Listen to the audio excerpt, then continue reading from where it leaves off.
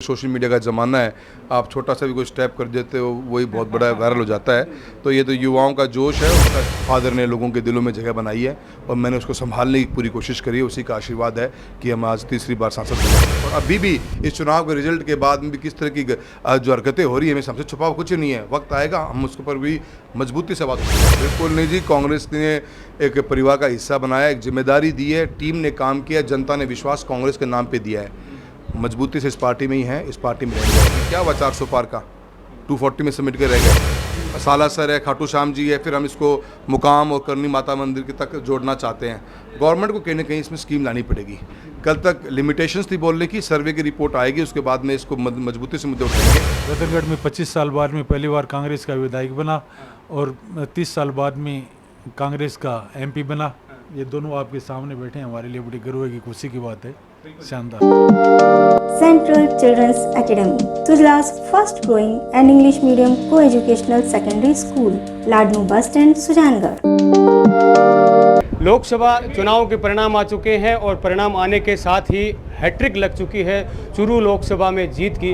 राहुल कसवा तीसरी बार यहां से सांसद बन चुके हैं और 2 बार वो पहले भारतीय जनता पार्टी से थे और अब की बार उन्होंने कांग्रेस ज्वाइन कर ली और कांग्रेस से वो सांसद बन गए। बहुत बहुत बधाई दूंगा, आपका अभिनंदन करूंगा कि आपने शानदार जीत आपने अर्जित की है। सर, 2 बार आप पहले भी जीते हैं और उससे पहले आपके पिताजी भी 4 बार जीते हैं।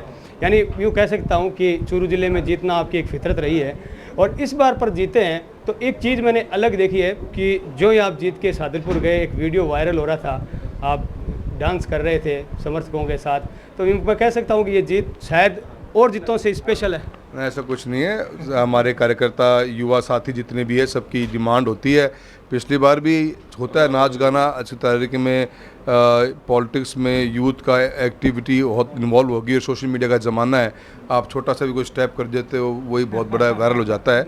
तो ये तो युवाओं का जोश है, उनकी डिमांड, उनके हिसाब से हमें चलना ही पड़ता है। कोई ऐसी खास बात नहीं। यस, जीत बहुत बड़ी है और जिस हम सोच के साथ चले थे, कांग्रेस परिवार का हिस्सा बने, पूरी पार्टी ने, पूरी लीडरशिप ने, सभी हमारे विधायकों ने, सभी हमारे विधायक प्रत्याशियों ने, हमारे अध्यक्ष महोदय ने, सब ने बड़ी ज़बरदस्त मेहनत करी, एक टीम के रूप में काम किया और बड़ा ऐतिहासिक रिजल्ट निकल के आया है।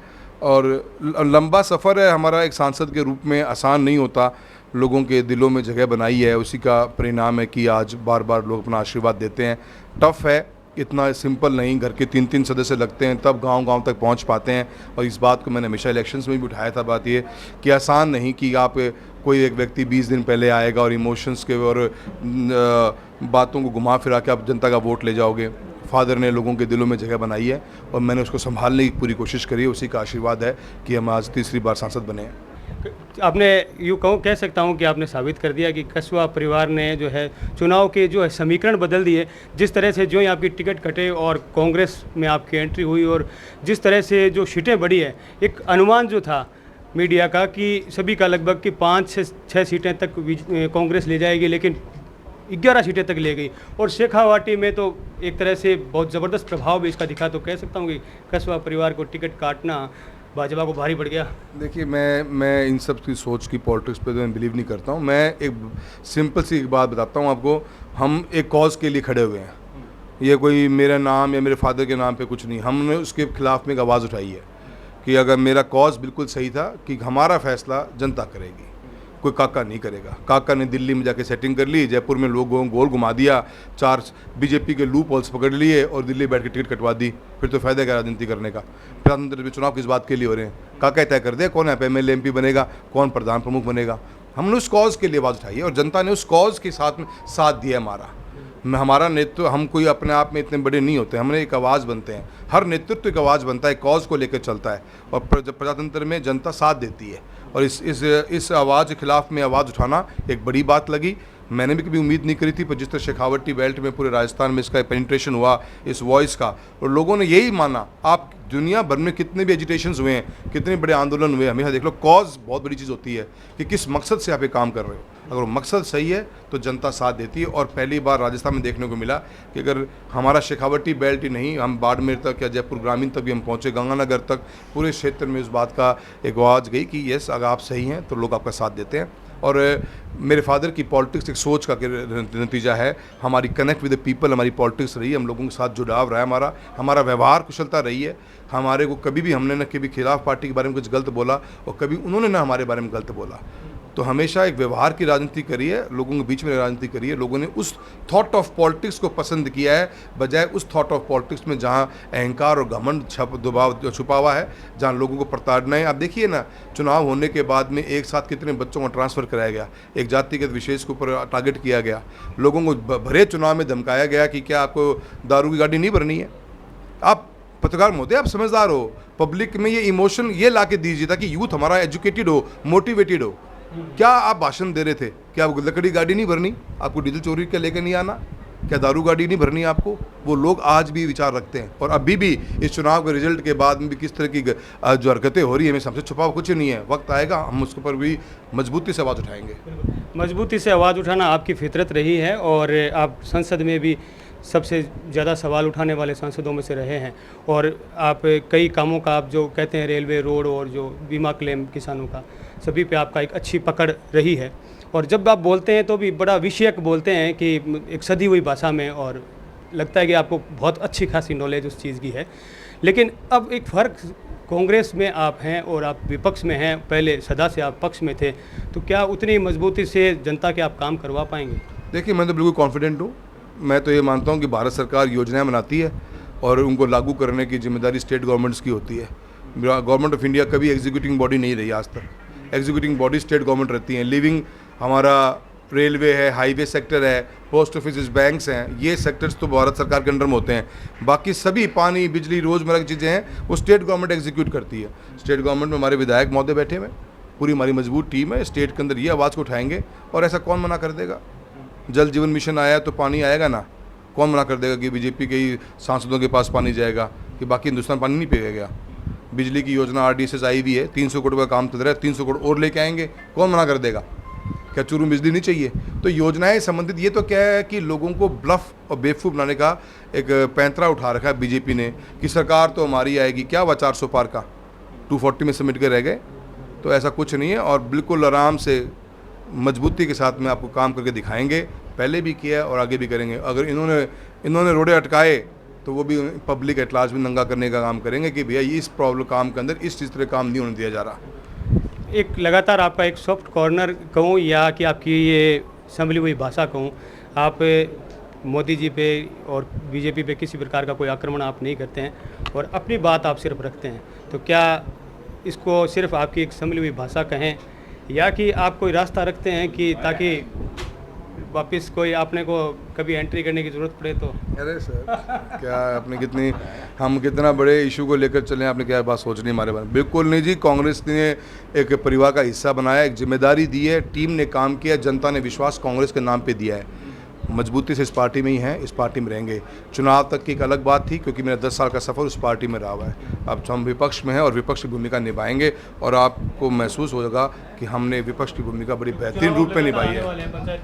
आप देखना कांग्रेस कितनी मजबूत होगी, आप देखोगे इस बात को। एक विषय मैं मेरी विधानसभा का भी लूँगा कि पहले भी अपने इंटरव्यूज़ हुए थे, आप एक नई जो लाइन के रूप में आप काम भी कर रहे थे। सालासर के लिए एक सर्वे भी पास हुआ था, सालासर रेलवे से जुड़े।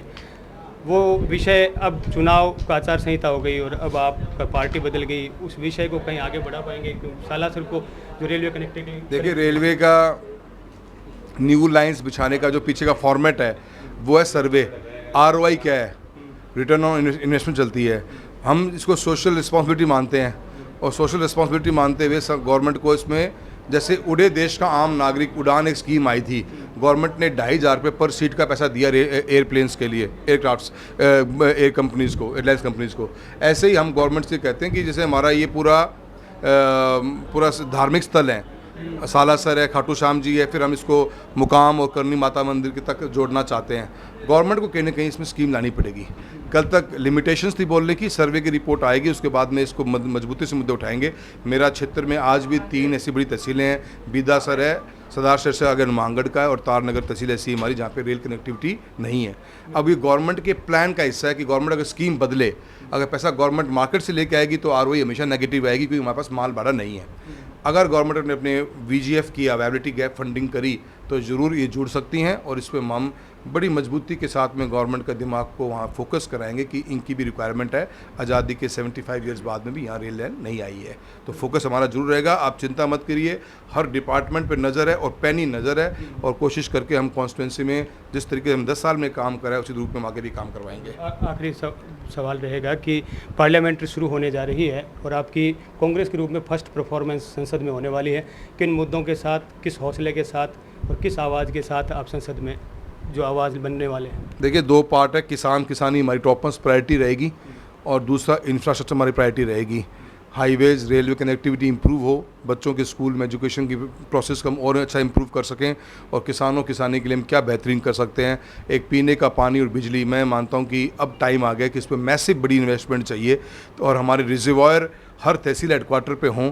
आज हर गर्मी में पीने को पानी को गाँव में आम आदमी तरसता है, हम आज भी उस ढांचे को, क्योंकि हमारे पास पानी नहीं है, हम पानी इंदिरा गांधी कैनाल का पी रहे हैं, तो वो ढांचा जो हमारा एक डिस्ट्रिक्ट में कहीं एक या दो जगह है, मैं मानता हूं कि तहसील लेवल पे होना चाहिए। इसमें मैं हमारे विधायक महोदय की पूरी मदद लूँगा, और मैं मानता हूं कि आज़ादी के इतने साल बाद में सबसे बड़ा फोकस हम दोनों का रहना चाहिए, या किसी भी नेतृत्व का रहना चाहिए फॉर दैट मैटर, वो बिजली और पानी पे स्पेशली होना चाहिए। बिजली का ढांचा हमारा बहुत वीक है, हमें बहुत बड़ी इन्वेस्टमेंट चाहिए। मैंने करीब 50 ट्रांसफार्मर्स के और GSS और जो 33 kV से ऊपर की एक लिस्ट गवर्नमेंट ऑफ राजस्थान को दे रखी है, उसको हम एग्जीक्यूट करवाएंगे ताकि हमारा ढांचा मजबूत हो और लोगों को गांव में पीने की पानी बिजली की समस्या ना आए।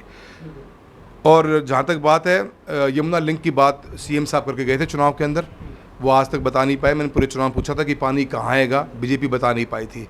अब आप उसी से समझ जाओ कि उनके मन में चल क्या रहा है। ओपन चैलेंज को अपोजिशन का कैंडिडेट कर रहा हो और सिटिंग CM ने एक दावा किया हुआ हो कि भी हम यमुना लिंक का पानी चुरू में लेके आएंगे, कहाँ पता नहीं, तो ऐसे कैसे चलेगा। तो उस पानी के ऊपर भी हमारे फोकस करना चाहिए, क्योंकि हिंदुस्तान के अंदर बीते हुए इतने सालों में अगर आप देखोगे हमारा जो कैनाल सिस्टम क्रिएट हुआ उसके बाद कोई भी बड़ी इन्वेस्टमेंट इरिगेशन पे नहीं हुई है। हम एक्सेस रेन वाटर को कैसे टैप कर सकते हैं और कैसे हमारे जिलों में ला सकते हैं, वो हमारी प्रायोरिटी रहनी चाहिए। उसी का एक क्लासिक उदाहरण यमुना लिंक का पानी है, जिसमें 22,000 करोड़ रुपये का पानी यमुना का एक्सेस रेन वाटर ला के स्टोर करेगा जाएगा राजगढ़ में, और सब सिंचाई की जाएगी 1 लाख हेक्टेयर ज़मीन की।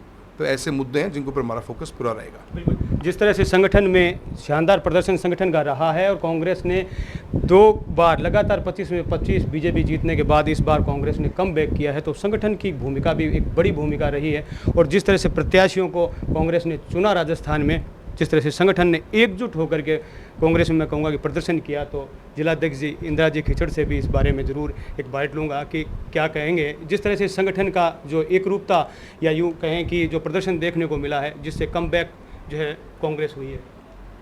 कांग्रेस पार्टी ने संगठन के अंदर, हमारे अध्यक्ष हैं राजस्थान के PCC गोविंद सिंह डोटासरा जी ने शानदार टीम नेतृत्व दिया है, चाहे ब्लॉक अध्यक्ष हो, मंडल अध्यक्ष हो, और जितने भी संगठन के पदाधिकारी हैं वो अपनी जवाबदारी समझ रहे हैं, बेखूबी अपना काम कर रहे हैं अच्छी तरीके से।